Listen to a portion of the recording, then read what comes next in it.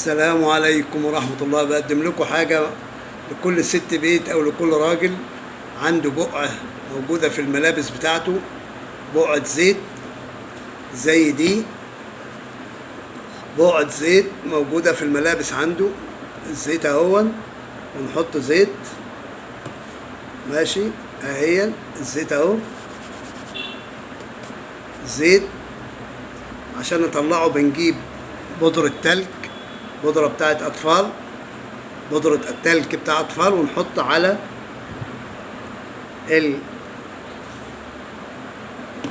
الزيت ونتركها لدقائق معدودة جدا جدا.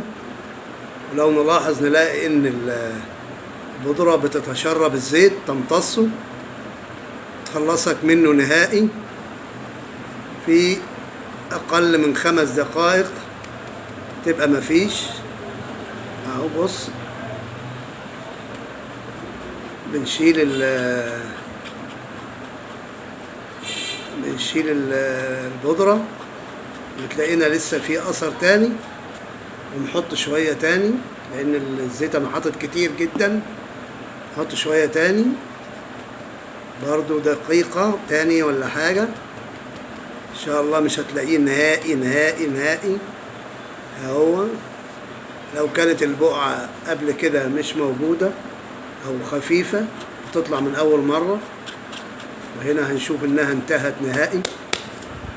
نهائي انتهت أهي، النهائي انتهت، لم يعد لها أي أثر نهائيا نهائيا. ودي لكل الناس اللي مفيش أي حد. شكرا.